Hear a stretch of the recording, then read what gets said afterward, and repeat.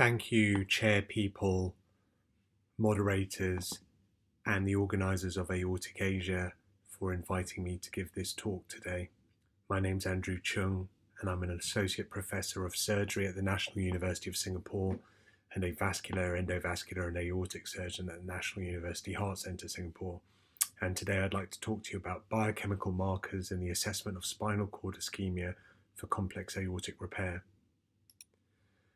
This is our current world that we're living in, but I'm grateful that we are still able to have such virtual symposiums. But I sincerely hope that in the near future we can all meet in person and maybe you can see the sights and sounds of Singapore one more time. These are my disclosures. And for those of you on social media, you will know that I'm relatively active, and these are my handles and my hashtags. Complex aortic repair as an entity is a spectrum, and it can be particularly invasive with significant physiological insult. And so you can have extent 2 thoracoabdominal aortic aneurysm repairs done under hypothermic circulatory arrest. You can have similar aneurysm repairs done under cardiopulmonary bypass or left heart bypass. For slightly smaller extent aneurysms like 4 and 5, you can do clamp and run. And with the advent of the endovascular revolution, there are also visceral hybrid repairs where you can perform retrograde visceral bypasses and completion endovascular stenting. And obviously, now we have branched and fenestrated total endovascular repairs where the arch is no longer off limits. However, one universal problem exists in complex aortic repair, and that is of spinal cord ischemia. Every single modality of complex aortic repair runs the risk of spinal cord ischemia. Whilst we have a number of adjuncts, it still remains the most devastating of complications with no cure. A very quick run through of the spinal cord blood supply. It is complicated. It is not just limited to the artery of Adamkiewicz and the paired lumbar and intercostal arteries. There are also subclavian artery supply contributions, as well as internal iliac territory supply contributions from both the lumbar and the sacral arteries. So, what do we know now, and what can we do? So the spinal cord blood supply, most of us will agree, should now be viewed as a network, and in the prevention of spinal cord ischemia, therefore, all contributing factors should be considered. There are multiple studies on the preoperative identification of the artery of Adamkiewicz and other large contributing spinal arteries, and appropriate intraoperative revascularization based on size and also backflow. There's good evidence that revascularizing the left subclavian helps, as well as ensuring patent internal iliac systems, which is all the more important in this endovascular era where many infrarenal aneurysms will have been repaired with EVAR with potentially concomitant internal iliac embolization. In terms of the technical procedural details, we should, wherever possible, avoid long lengths of endovascular coverage. There is consideration being given to perfusion branches in complex endovascular procedures, and also there is an argument to be said for staging complex hybrid or endovascular procedures to allow the spinal collateral network circulation to develop.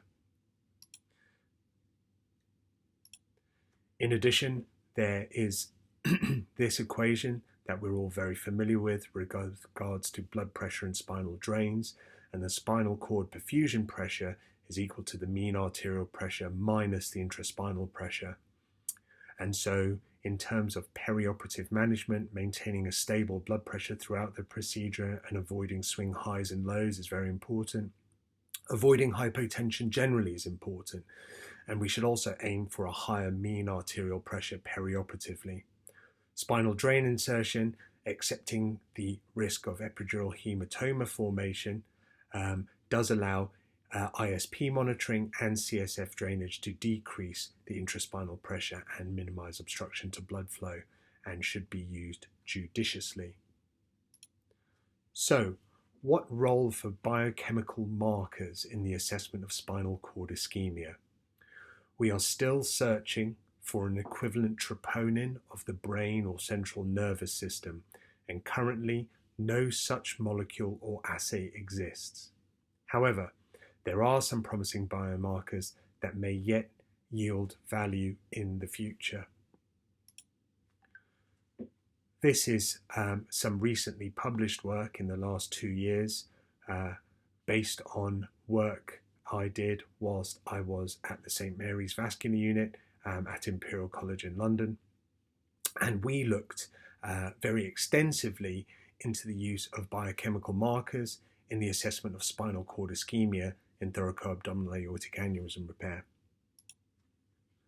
We used standard systematic review PRISMA guidelines, and of 1,000 studies, we included 14 in our qualitative synthesis, which included 321 patients being studied, looking at 6 biomarkers of interest with a subgroup analysis on S100 proteins.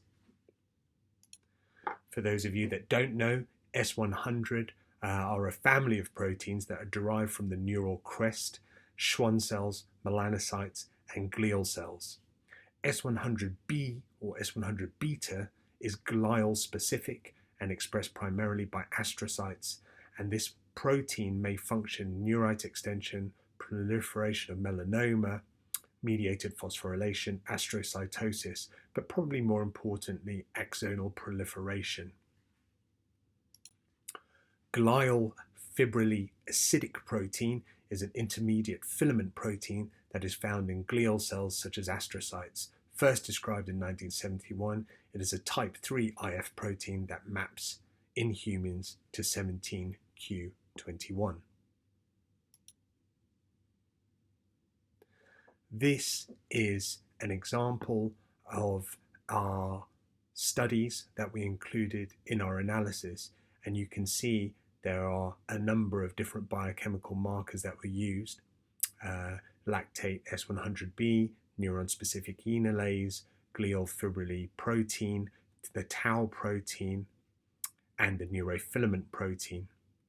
And they used a combination of samples of peripheral blood and serum, and more importantly, perhaps, cerebrospinal fluid.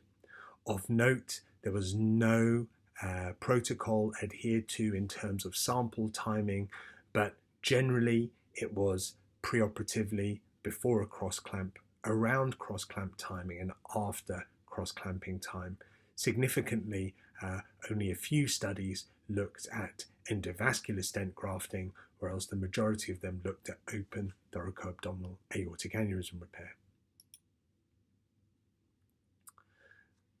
This is an example of the types of patients that were encountered, and you can see that overall the paraplegia rate is actually reassuringly low and consistent with the literature. What you can see, however, is that S100 beta was probably the most studied and tended to show rises and tended and trended towards significance in those that had central nervous system injury. So, bearing this in mind, we looked at this a little bit further, and we did a subgroup analysis of S100 beta in CSF in relation to those that had developed spinal cord ischemia. And you can see that there are significant peak rise in S100 beta in CSF in almost all cases, although the timing of the rise and the significance of the rise and how we can apply that clinically still requires further attention. In summary, we are dealing with small sample sizes, and peripheral blood work should be discounted because there was a significant confounder found by Van Dongen which demonstrated that actually when you use a bypass machine, S100 beta is found in the circulating blood of the bypass circuit. There are trends towards significance, and CSF samples show greater rises in markers in paraplegics. S100 beta and glial fibrillary acidic protein appear to show the most dramatic rises, although in all the studies there was a great variation in time points of sampling and rises. Further study is obviously needed.